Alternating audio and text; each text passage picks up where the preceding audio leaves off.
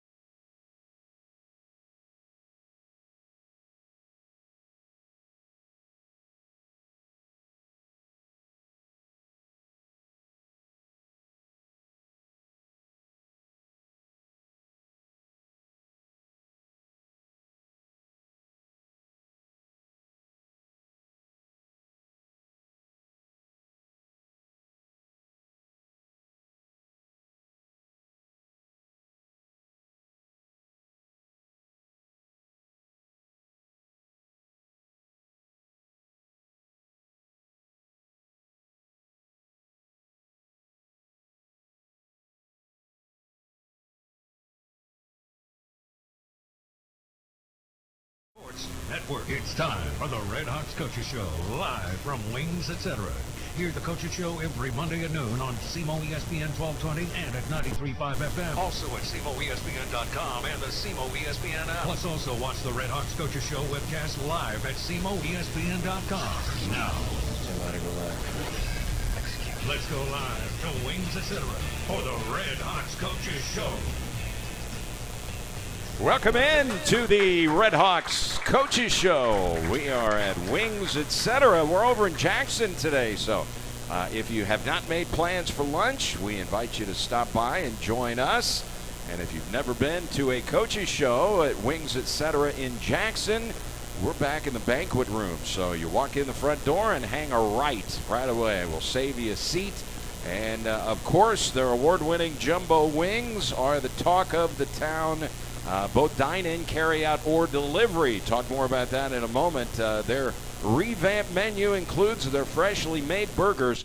You would be surprised, if you've not been to Wings, etc., how many different burger options there are on their menu. They also have wraps, subs, quesadillas, entree salads. Their appetizer lineup includes their massive ultimate nachos. You haven't seen how big these things are.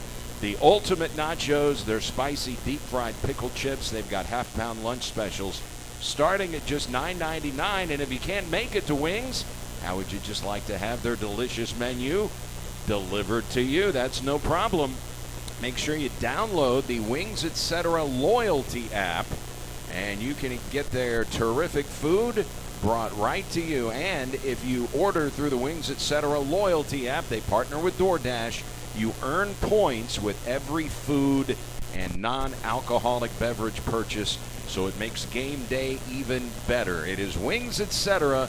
Good food, great times, and home of the Redhawks Coaches Show. Let's welcome in the Redhawks football coach, Tom Matukowicz. How are we doing, Coach? Great. Weather looks terrific this week. Man. Now, we had marvelous weather in New Mexico over the weekend. I think it was 84 degrees at game time and no humidity. I mean, the heat index was 84 and the temperature was 84. And I'm looking at Saturday for the home opener, and it says a high of 75 degrees. How about that? I know, it almost got a little fall feel. Very fortunate, because when you look at the schedule back in the summer, you're like, holy crap, those first 3 games are going to be hot, all those type of things. But the weather's right. It was a great trip. Love to give a shout out to Blackman and Reynolds. Brett, both of them are here. It's a tough trip. People don't understand how big a party it is. We don't have a semi, so we don't drive any of the equipment.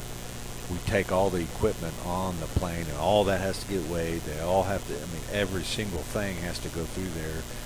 And it was really seamless. And so even though it was tough, we got back about 5:30 on Sunday.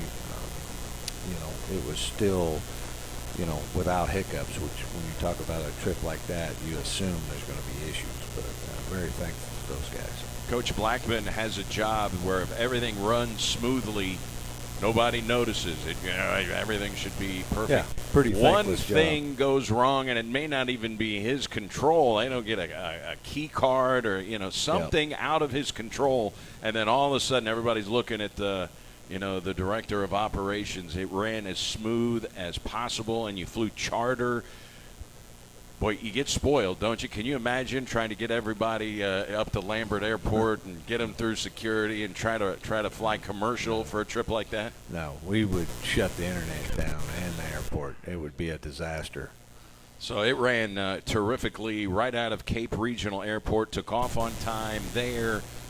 We got back late. So, in other words, when they call flights, late-night flights, the red-eye, we basically took a red-eye back. Yeah, no, that's all a part of it, and but it is really important that our guys do a great job recovering. They don't have school today, but I'm sure they'll have some homework. But we got to handle today well, and we don't have to get on a plane or a bus on Friday, so we need to use that Friday too smartly so that we're ready Saturday. So we get on the plane, getting ready to take off, and of course the president and his wife make the trip. And then I look up a couple of seats in front of you on the other side, and there's Brad Korn, the men's basketball coach. He made the trip. We talked to him on the radio at halftime, talked a little Redhawks basketball, but he was fired up to get over there. And he was making the prediction at halftime, telling you we're going to win this football game, and he was almost right.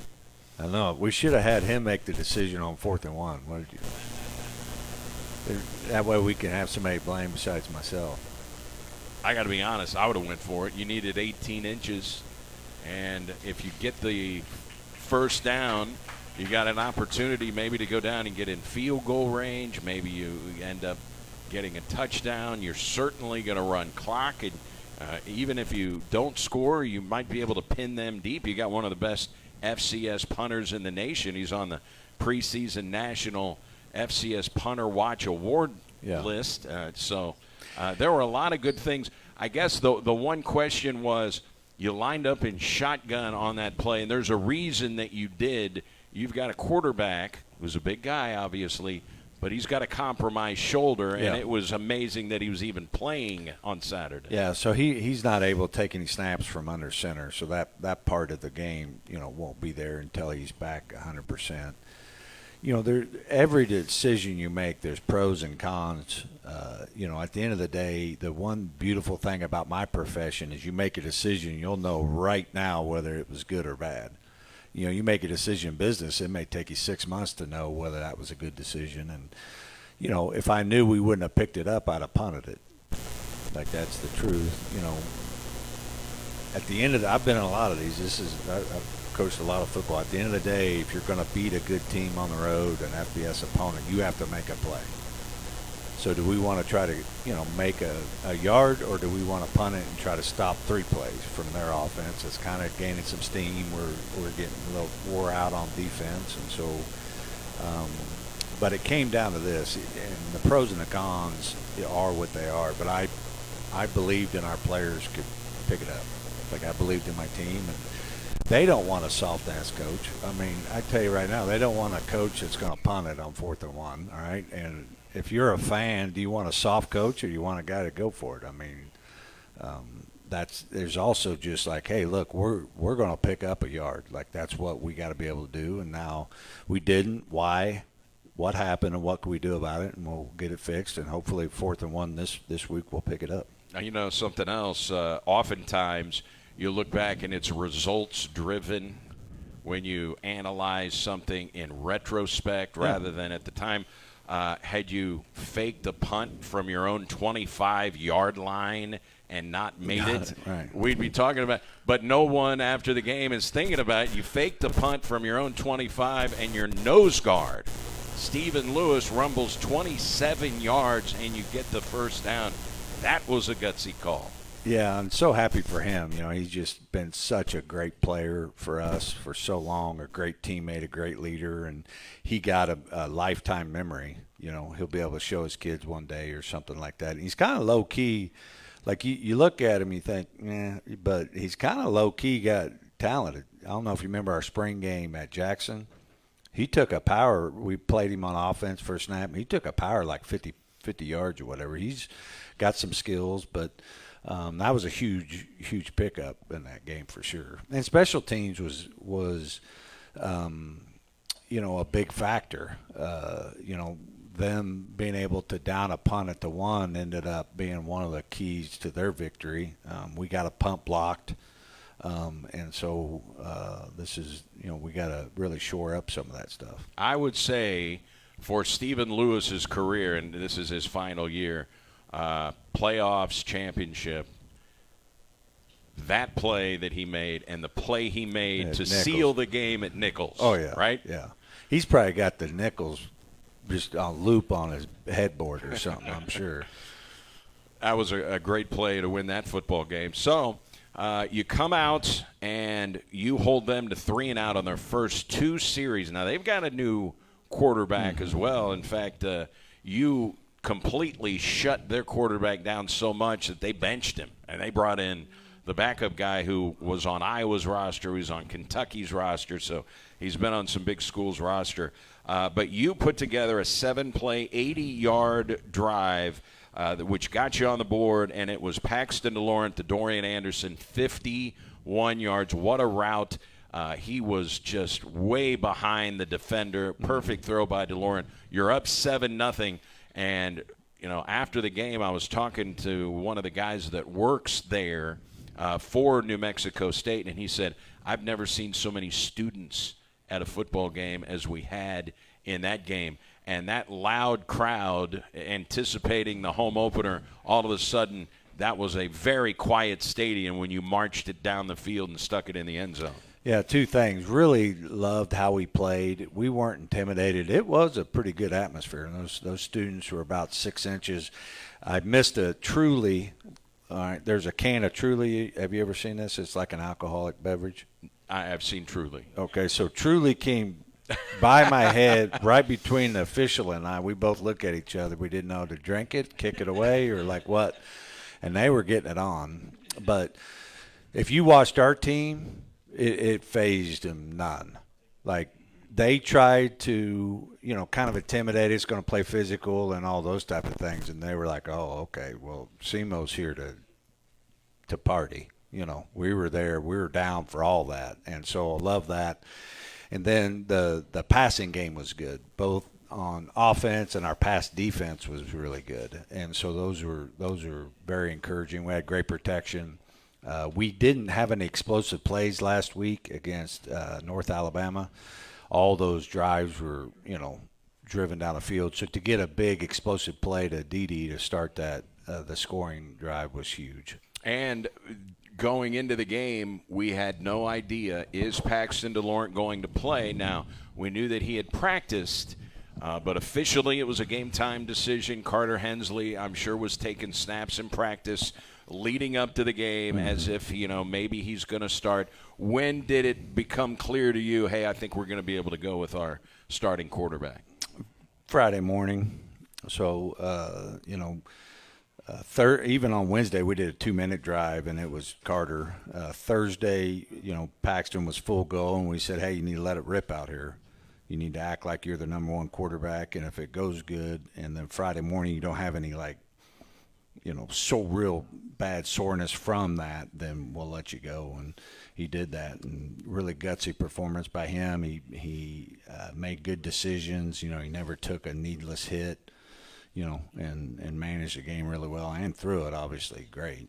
And just the ability in the game for them to protect him. He was not under extreme duress against an FBS defensive line and linebacking core, and they did blitz several times in the game. He was not sacked. Your offensive line protected a quarterback who might be a little wounded. Yeah, no, that was a huge piece in the game, and if you give him time back there, you see why, he can really zing it in there. And so happy to see. And I think we had some drops in there. We ended up with 5 drops.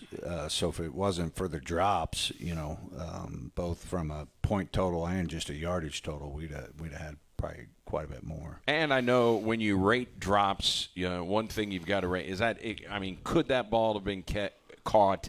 Is it sketchy? Was he really trying to? But, the ones you're talking about, Paxton delivered right where it needed to be delivered. Yeah, those should be caught, 85, 90% of the time. So DeLaurent, 27 of 45, 295 yards, a touchdown.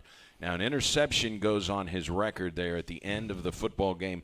But to me, it looked like another pass that could have been caught. Right. Bad luck that it was bobbled in the air, and then the defender, it fell right in his hands. Yeah, totally. No, that was not on him. I thought he made good decisions throwing the football. I think we got to do a better job when we were backed up. When the ball was on the one, they packed it in there, and 2 straight plays, wasn't great. Ended up costing us, a safety. Well, there are a couple of things besides being tackled in the end zone that will qualify as safeties. One is intentional grounding in the end zone. That's a safety. The other is holding in the end zone. What did you see on film? Because not holding. I got a lot of people that were watching the game on ESPN Plus that were like, that was a phantom call. What did you see? I'm sure that's one of the things that you wanted to go take a look at on video. Yeah, it just looked like, an official hasn't watched a lot of football. And that happens. Yeah, I think, what she saw or whatever she thought she saw wasn't holding, And so, a couple of tough calls in there. But, at the end of the day, that certainly didn't cost us the game. It's just frustrating, Kids work really, really hard, right? You don't want bad calls. And I thought there was 3. So you have a 4-point lead in the football game, or a 3-point lead in the football game, and the punt that killed at the 1-yard line. Just from up in the box, it looked like the trajectory. That ball's going into it's going to hit. It hit, but it's going to go right into the end zone. Because it wasn't that high. Yeah, and then like a Tiger Woods chip, it just checked up. And I thought that turned the entire momentum of the game. Now, it may not have had you marched the ball and got a couple of first downs and gave him the ball back. I thought it changed the whole momentum. You're at the 1. then the safety, then you get the free kick, and I thought the momentum changed on a punt. Yep. No, I mean, and great job of them. That kicker did a nice job. I think he did all of it. You know, he had a bunch of touchbacks. He had over a 50-yard field goal, and that he could have been the player of the game. You know, their punter, he didn't even punt last year. Right. He punted 2 years ago, right, but not last year. So it'd been a while for him. So, you know, good job. And I'm sure we'll talk about it, but D.C. Pippen had a great night. You know, he missed one, but two really, really long field goals that were really big kicks, you know, where all the momentum and everything that we needed those points, and I thought he did a nice job both on kickoffs and field goals. So early on, Pippen hit a 37-yarder. Then you march him out there to kick a 53-yard field goal. I think his career long was he hit one from 47 last year. What gave you confidence? First of all, it was into the wind. Right. I don't think people understand that. It was a hard decision because it wasn't a great situation. It was a little windy. I mean, the wind totally in the press box was blowing my papers. I know that. Okay, it's got a little wind if it's doing that. But he's had a really good fall camp. He's got a strong leg, and you know, it was just again, I believe that he could make it because of what he's shown. You know, and he kicked a 48-yard field goal in the football game. All of a sudden, that is a massive weapon when you've got a guy who you do not have to, okay, well, we don't have a strong-legged kicker, or I don't trust our kicker. Mm-hmm. We're at the 25-yard line or the 23-yard line. It's too close to punt. I guess we're going to go for it here. What a big thing for a head coach to have a kicker with a leg like that. Not only – there are plenty of guys that have big legs, but can you trust him to kick a long field goal? How big of an advantage is that for your special teams? No, it's huge, and especially in big games and tight games. Like there's just – this game with Martin or this game with SIU, it's going to come down. I mean, it's just such tight margins that when you get the ball to the 35, you feel like, man, I'm going to be able to, you know, get points. That's huge. Also, last year, your entire season, you had 9 touchbacks by your kickoff people. 9. You only had 2 guys kick the football off. Pippen never kicked the ball off last year for SEMO. Through 2 games, he already has 6 touchbacks and several others that were in the end zone that they brought out of the end zone. So you had 9 touchbacks all of last year, 6 already. What made you change your mind and run Pippen out there for kickoffs, and how big of an advantage is it to have a guy who can give you a touchback just about every time? No, it's huge. It takes that part of the game out. You know, they had an explosive returner too. So that's huge. You know, at the end of the day, last year he got banged up. He had a groin injury, and a kickoff is a lot more violent, you know, a lot of stress on the groin. And so we took him out of it to just make sure he's ready for field goals. But it's been a point of emphasis. We do have a kid, Danny DeRay, who's also a kickoff guy. He's a true freshman that's pushing Pippen. This guy's got a really, really good leg, too. And so it's good to have depth, and we need to continue to get those touchbacks because that's a huge advantage. Just like them, they kicked them all out. And, I mean, I think we could be pretty good on kickoff return, but you never got a shot. I know how you feel about kickers. I know how you feel about punters. D.C. Pippen was a guy who put his name in the transfer portal and came back. Asked you if he could come back. He was a scholarship guy. He didn't have a scholarship when he came back and didn't go in the portal. First of all, tell everybody that hasn't heard the story what you said to him, and with what he has done coming back, what he's doing on the field, is there any way, shape, or form that a kicker can be somewhat of a leader on a football team? I know how you feel about kickers. haven't met any. Okay, all right. I'm not the leader, but can you lead the special team? You can't lead. Yeah, I mean, you could lead the other kickers. Sure. But you can't go, hey, come on, JP, go throw it in there in ISO as you're just doing water. And I mean, you know, like you got to lead from the front. Sure. Like you have to be in the action. So, but, you know, really what the heart and soul of our program is to use the sport to make better men. When Pippen walked on, he was, I almost kicked him off twice. He was a low-achieving individual, and I love the kid, but he was just lost, lazy. Everything that, he just needed to get his act together. And we've had him on this show. And he's really done that. So at the end of the day, I'm the most proud of the man that he's starting to become, and using this sport to help you fix some of those things in your life that need to get better. But he came back from the portal and earned a scholarship, right? Yeah. He came back and he handled both conversations, was man-to-man when he said he was leaving and when he came in and said he wanted to come back. All those hard conversations are what men do. You got to be able to have a hard conversation with another man. And he handled those conversations well, which then meant he did have an opportunity. Because if he would have handled it wrong when he left the first time, I'd have gave him the middle finger when he tried to come back. But because he handled it well and he was honest with everything, it was all good. How about Tennessee whiskey? The people that don't know, I want to stay on special teams here because I know how much you value. I think you're boring your fans. No, they don't care. Well, I think it's a great story that Logan Leftrick, your punter, had no idea he was going to punt last year at all. When has a team lost their punter to a broken leg in practice? In practice, right. It never happens. And then Leftrick comes in, has a tremendous freshman year, and now he's having another really good start to his sophomore year. Yeah, I'm happy for him. I think, I still feel like he can continue to improve and those type of things, but glad he's here, glad he's making the most of his opportunity, and his teammates need him. Best nickname on the team, or the Mexican Wolverine is apparently the name for Jared Pedraza, and we're going to be talking to him coming up in just a little bit. I found one, so I get home, I'm talking. And by the way, all my ladies are in here. I've got Georgia, Shelby, and Lena. So I definitely got to keep it PG-13. Yes. Which I'm not a fan of. I like to amp it up a little bit. But so we were visiting Sunday morning, and Georgia told me about a nickname for me. Wow. That evidently in this Twitter world or whatever that she pulled it from, that Tuke the Nuke.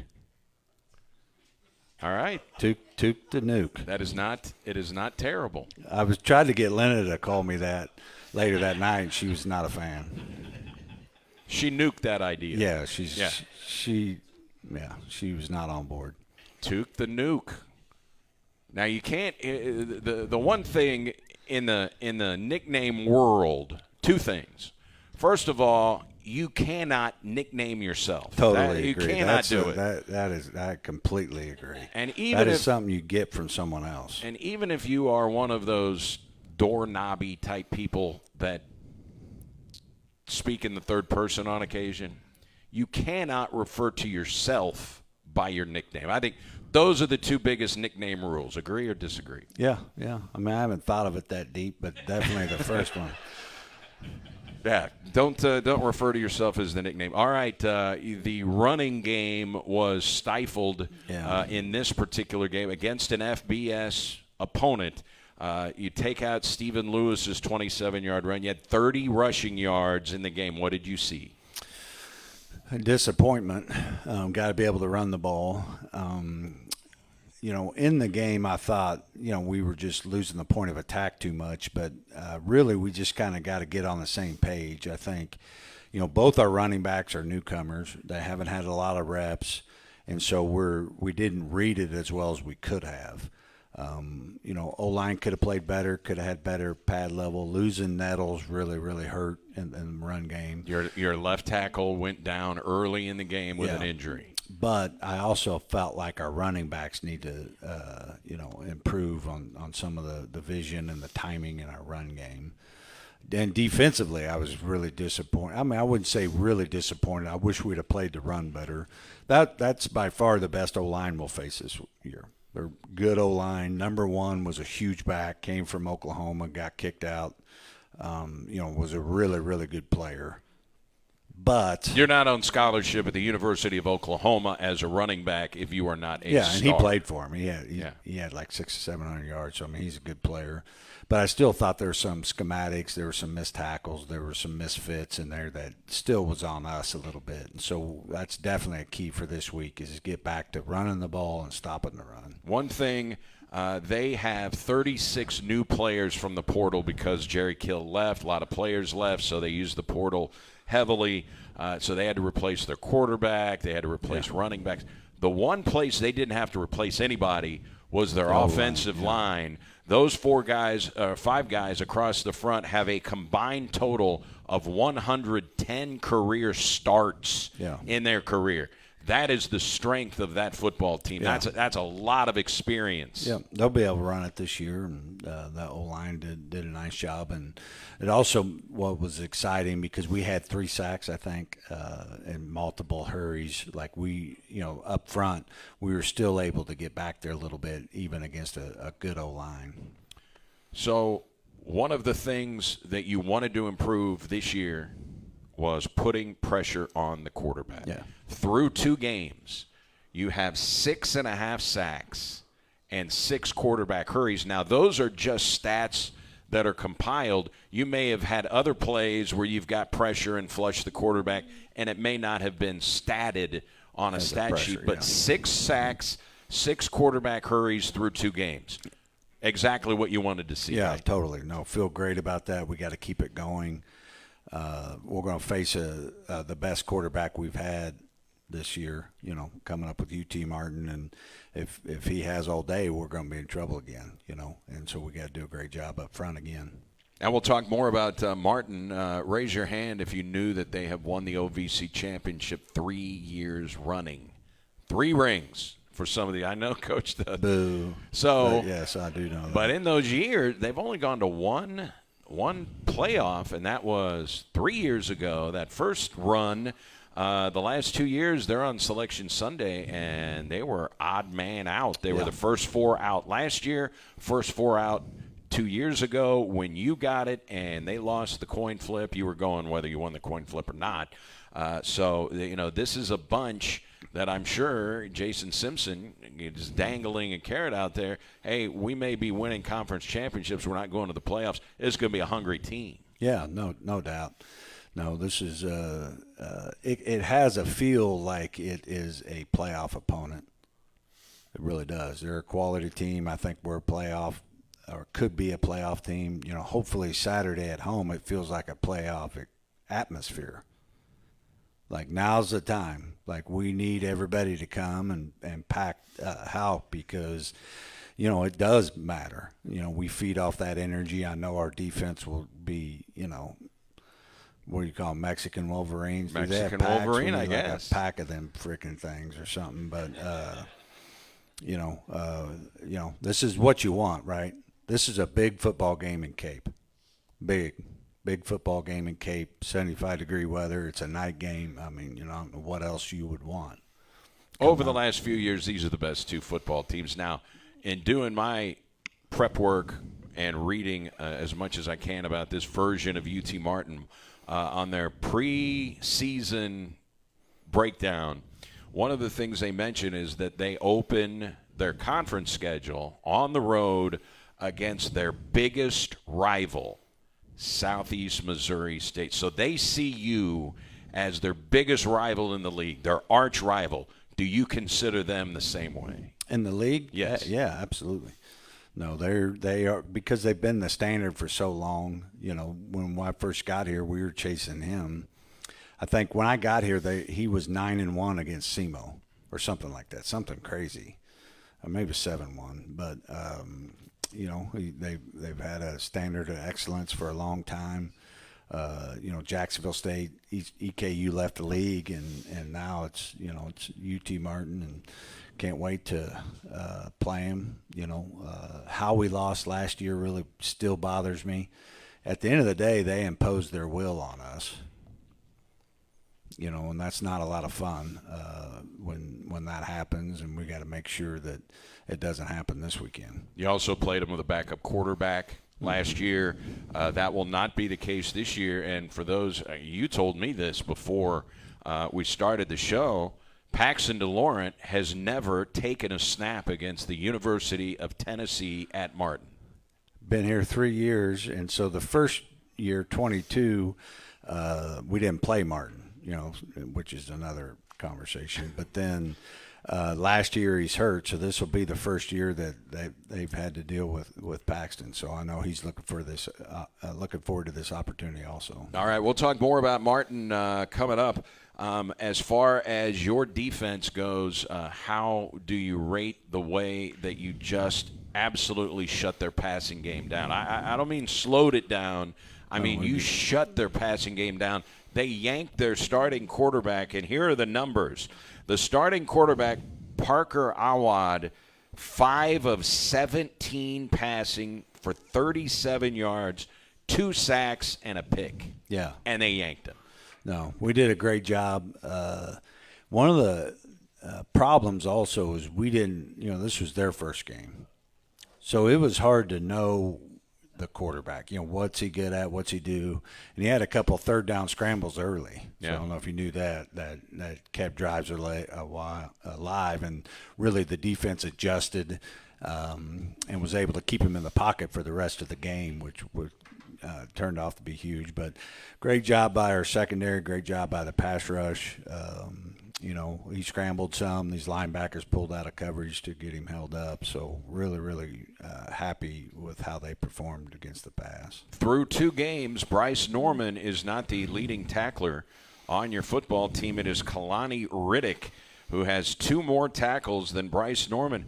How about Kalani Riddick? He wasn't a guy that we were talking about immediately when we talked about the Red Hawks defense. No, he's done a good job. He played some last year, really has had a great offseason. Schematically, we've changed, which I'm sure you've seen, and so we're putting him into the box a little more than in the past, and so that's why also some of the numbers are coming up. But he tackled way better this week. I thought he could have tackled better than the first game, but and his punt returns, those were also huge. Those were, I think 40 yards were, that's 4 first downs that our offense didn't have to pick up. Is that going to be a change now that Riggs your guy on punt returns? And how difficult is that? And as a coach, what's the biggest factor when you're going through practice? I mean, I know one of the biggest factors is he going to catch every ball? Right. Yeah, no, that's everything. Joe Edric Lewis was going to be our starter, probably headed into fall camp, then got hurt, and so we figured that out. Kalani had repped a little bit last year, and he's done a great job. He made great decisions both the first 2 games, and so he'll probably be our punt returner. How about your kick coverage squad through 2 games? Yeah, really good. Even after safety, we're kicking it off from the 20, which is a concern, and they only got it to the 30. And so I think we're doing well. We still, we need to create some depth. Some of these young guys, we need to give them an opportunity to build skill. And because you've got starting defensive players that you're running on kick coverage team. And as long as I'm here, we're going to have starters on special teams. You look at our punt team, it's 11 starters. Where did Bryce Norman first make a name for himself as a freshman? Special teams. Yeah. So, that's always been a big piece. And so we got to continue to build skill there this week. All right. Your running backs, Epton and Brown, your thoughts? I think for Epton, through 2 games, he's averaging just over 2 yards per carry, 2 yards per reception. For Brandon Epton, what are you seeing? He's getting used to playing football again. It's been a while since he's played. Yeah, I think all newcomers, it always feels like it takes 3 games, and both of those guys are basically newcomers, right? They hadn't played here last year. And so I think they're hopefully will, get a lot better by Martin, because I think they need to. Not necessarily their running, it's the protection, it's seeing the play develop and all those type of things. So we got to, and it takes time. Like you got to play, you got to get better, you got to get feedback, you got to fix the things you need to fix, put it all together. But we need those guys to have a great week this week because we're facing a really, really good run defense. So last year, Dorian Anderson was probably the fourth option at wide receiver. That's not the case this year. And you were saying you've talked about Dorian Anderson. He's got a chance to be really good. How good does he want to be? Right. And at 6'7", he's got to be a matchup nightmare. I know if you're trying to figure out a way to defend a 6'7" wide receiver, and so far it looks like Dorian Anderson is stepping into that role formerly occupied by Ryan Flournoy. I'm not comparing him there, but as your number one guy potentially. Yeah, totally. And he's playing like he's 6'7", 205. Before, he played like he was 5'8", 102. Where now he's like using his body, he's stiff arming, he's yards after contact. That's what a big wideout should get you. He's made some really nice contested catches too, and so he's off to a great start. Happy for him, proud of him. Cam Pedro, Coach, I don't know what you see, but it seems like he's always open. Yeah. I mean, he is a terrific route runner, isn't he? Yeah, he's done a nice job. He's another newcomer that, I think he can get a lot better, though. He's really put some nice film out there, but I think if he continues to really try to hone his craft, I think he's going to be a really nice, slot guy for us. Again, had some nice contested catches, big hits, run after catch guy. He's got a legitimate gear, and so, but just got here in June, so we're still building skill there. Danny Joyner is one of the most active players you've got on offense. He's in motion every freaking play. Which side's he going to line up on? He starts in a slot. Now he moves back tight. He did catch a couple of balls, including that throwback play. Was that the same play, Austin Crump to beat SIU? Is that No, it's a different play? Yep. Okay, similar principles, Concept, but is Danny Joyner a guy that can help you in the passing game? He is, and we're trying to get him the ball a little bit too, and even on that screen he caught, he's got to learn that a lot of his threat is run after the catch because he should be a hard tackle in the secondary. Like, not a lot of people are signing up for that, but he's got to be able to handle, balance and stiff arms and all the things to, break those tackles. So, he's still a guy we're going to look for, still a guy that could also get better. Mitchell Sellers was a tight end last year. He's not playing tight end now. He had a couple of targets in the game, didn't have a catch. How about Mitchell Sellers now? He was a guy that had a back injury last year, and so stopped playing. Didn't know if he was going to try it this fall or not. He ended up trying to, play, and he's just kind of working through that. He's got great ball skills. He's tall. He uses his body well. It's just tough to get a guy in just for certain situations, so we're still trying to figure it all out.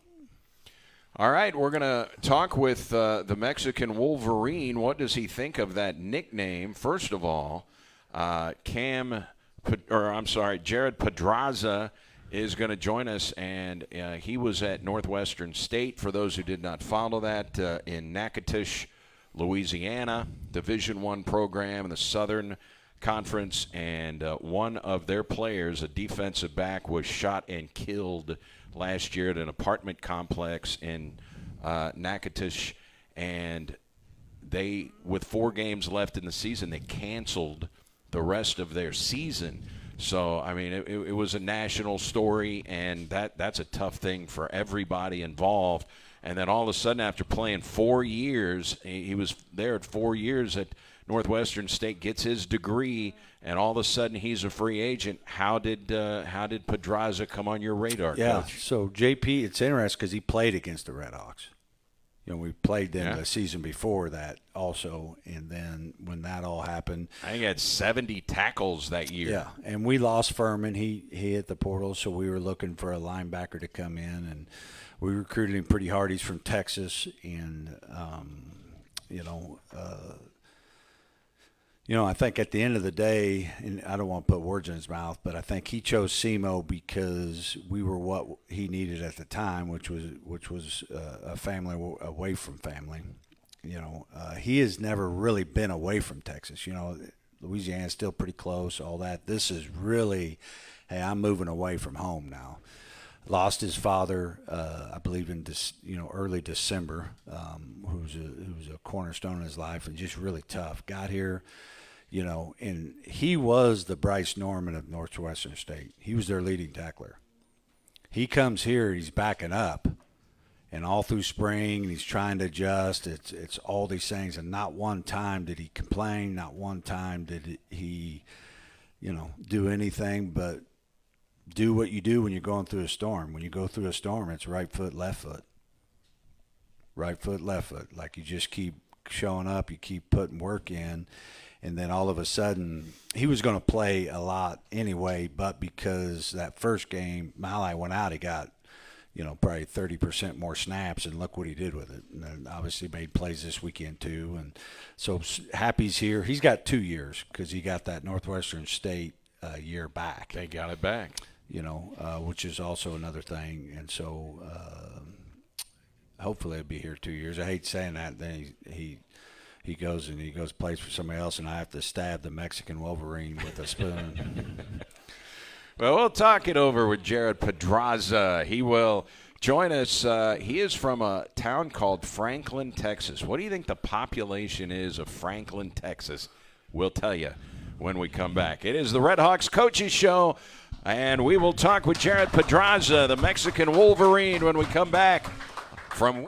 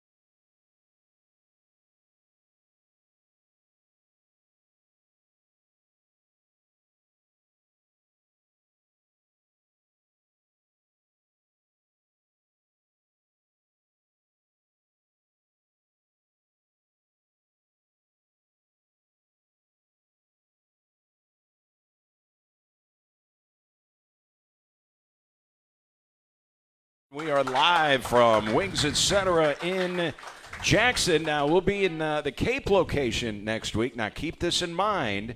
We're going to be at the brand-new banquet facility for Wings. So don't go to the regular Wings Etc. front entrance.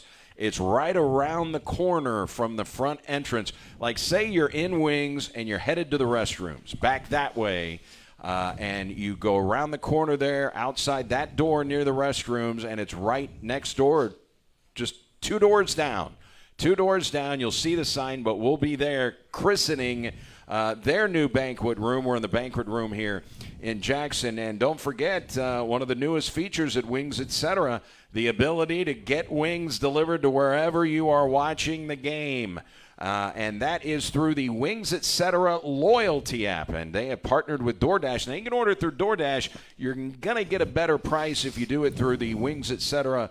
loyalty app. It's up to you. Either way, you can get that delicious menu delivered wherever you are. But when you order through the Wings Etc. loyalty app, you get the better price and you get points on every food and non-alcoholic beverage purchase, so you can make game day even better. And don't forget, if you're coming for lunch, they've got half-pound lunch specials starting at just $9.99. Good food, great times, home of the Coaches Show. It is Wings Etc. And again, the brand new banquet room in the Cape location next week. So I hope you'll schedule some time, join us for lunch next Monday. Jared Pedraza joining us on the Coaches Show. All right, Mexican Wolverine. We gotta get the background to this. I know SEMO Ball put a story together, and that's where I first heard about it. I guess other people heard about it on social media. How in the world did you get this nickname, the Mexican Wolverine?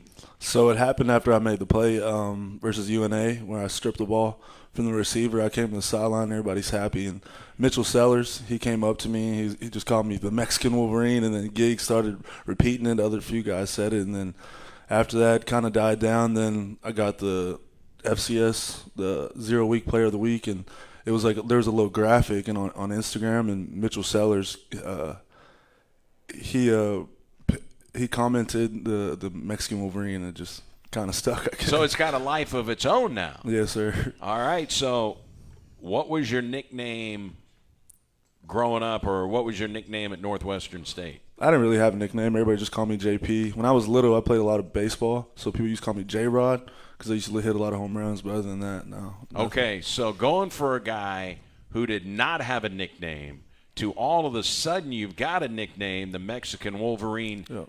Do you like it? It doesn't bother me. Just kind of roll with it. So that's not a yes. That's not a no. no. It's not a no. I mean, I don't have no thoughts on it. Just if people call me, it is what it is. So do you think it's got a chance to grow on you here if it keeps up? Maybe so. Maybe All right. so.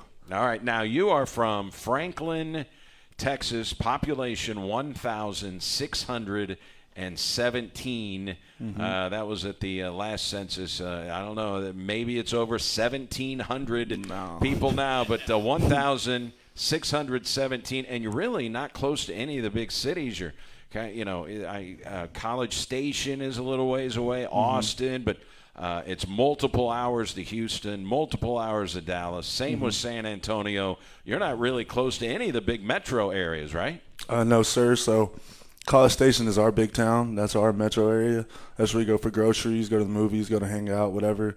But other than that, you got to drive 2.5 hours to Dallas, hour 45 to Houston, another 2 hours to Austin. So, I mean, I don't mind it. I mean, I like being from a small town, everybody, and yeah, so. It is a really small town. And your high school, I was surprised to hear, you got about 350 students.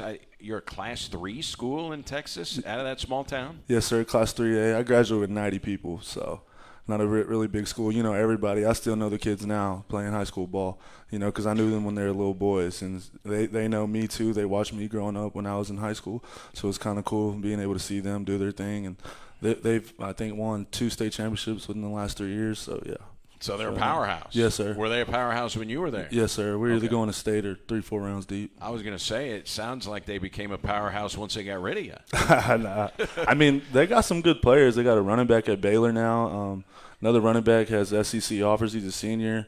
And they have a couple O-linemen, one at Tarleton and Baylor. So, yeah, we got some players out of there from a small town. So running backs have been certainly spotted there and having good success. The Mexican Wolverine was a running back at Franklin High School. Tell us about that. So whenever I was in middle school, I wanted to make varsity as a freshman, but I want to make varsity as a freshman playing running back. So me and my dad, we trained really hard that summer, And they already had running backs that were established, but we didn't pay too mind about that. We just wanted to do our thing, see if we can make the squad. But then they transitioned me to safety. But the whole time, 2A, we ran wing T, so the running backs transitioned in and out. So as a freshman, I was able to play and able to make big plays or whatever. Like I was able to score as a freshman in the state championship.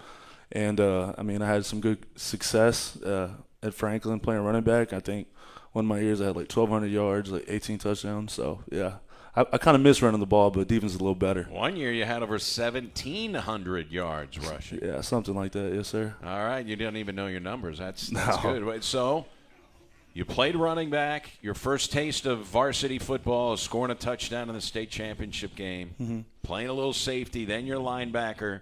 Now you're an impact linebacker that Division I schools are looking at. Would you rather score touchdowns or knock people on their can? If I'm being honest, I play defense any day. I just like get another man and making them do what they don't want to do. They want to run through your face, but I'm going to make you go the other way. You know what I mean? So I'll pick defense any day over offense. So you made 2 plays in that North Alabama game. First of all, it was a big 4th down play that they ran, and you shut it down. So that was your first big play of the game. And then what appeared to the naked eye, at least up in the box, and we were really high up there in Alabama, it appeared that you had intercepted the ball. The quarterback threw it. There were 2 defenders, including you. And then when I got to see the replay, the receiver caught the ball, and you just reached in and took it and took off. Tell us about that play. So it didn't go. At first we were saying, hey, Pedraz had an interception. That was not an interception. It turned out to be a forced fumble and a fumble recovery. Tell us about that play.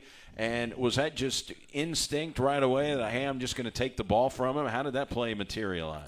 So first of all, I'm going to give a shout-out to Coach Bonato, vision hook. So basically what we do, we just go back, and then we break off the quarterback's movement. And saw the receiver right there, and I noticed the ball was right in front of my face. I was like, it's either him or me, and I just decided to take it. It was right there. I feel like we caught it at the same time, if I'm being honest, and then I just ripped it. And I really wanted to stay up so I can go score a touchdown, but I ended up falling down. So, well, maybe we'll get another opportunity this week now.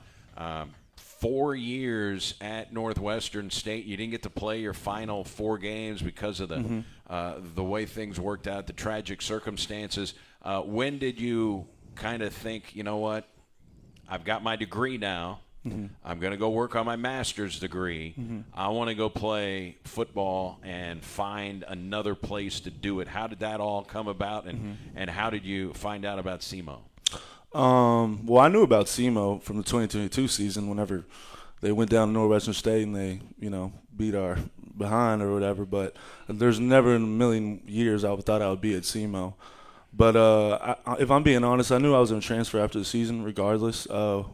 During my time there, we really didn't win a lot of games. So I was like, I just want to have a good year and see if I can go somewhere, get some other opportunities.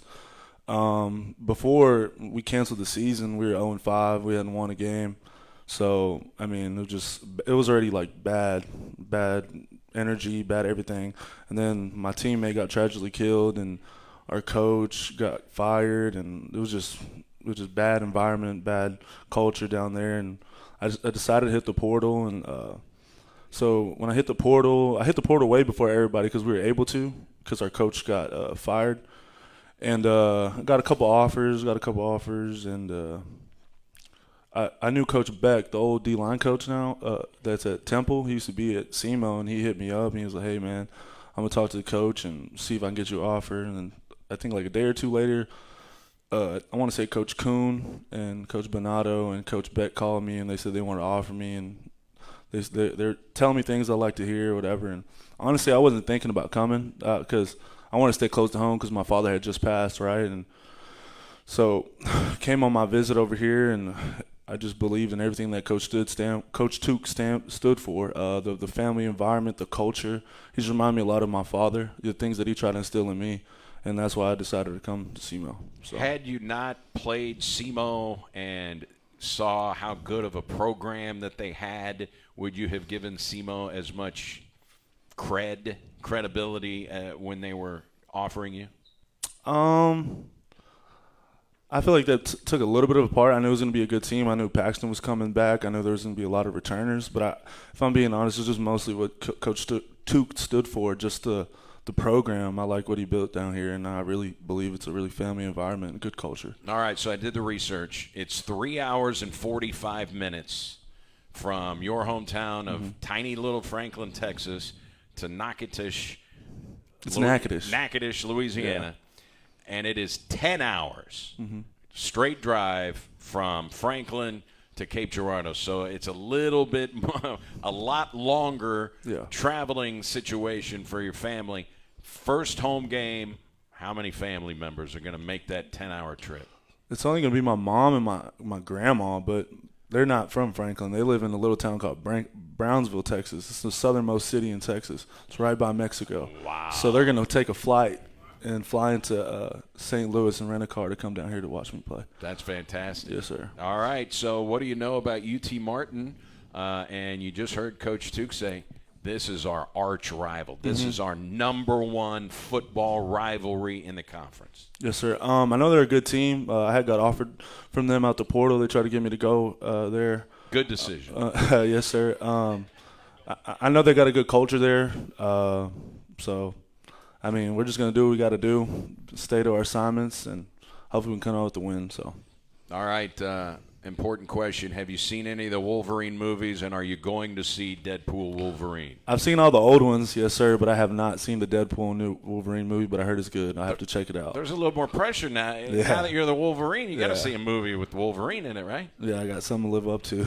All right. Going to be a fun atmosphere, and your first taste of Houck Stadium in front of an entire crowd on Saturday night against the Redhawks' biggest rival. Can't wait for that. Pleasure to meet you. Thanks so much for your time, and best of luck. Stay healthy this year. Yes, sir, we'll do. Jared Pedraza, the Mexican Wolverine. One final segment here with Coach Tuke. When we come back, we'll talk about those Skyhawks of UT Martin when we come back. Coaches Show on SEMO ESPN.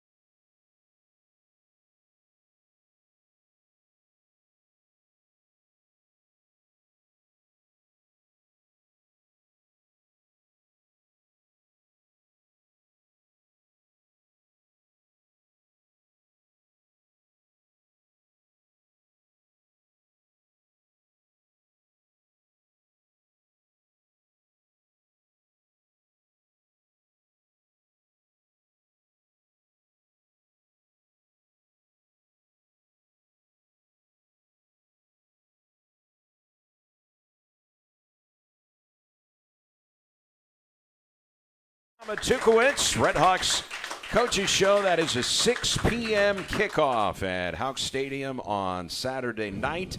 And, Coach, the game day atmosphere is just getting better and better with this tailgate and all of the fans that come out. I know they do some national FCS rankings on game day atmosphere, and all of a sudden SEMO is appearing in some of these rankings. How about the atmosphere that you and your players want to see on Saturday? Because anybody that doesn't think that players do not feed off of the crowd they're just not paying attention. No, I'm so just happy and thrilled with the administration. I think Nate's here, him and his staff, and Coach Blackman's done a good job of doing more than just talking about come to games. Like, we're doing things to get people to come to games. The student section is a big piece of that. They're on the opponent's sideline, so that energy is really important from them. So looking for a huge crowd. And hopefully we can give them something to get excited about. All right.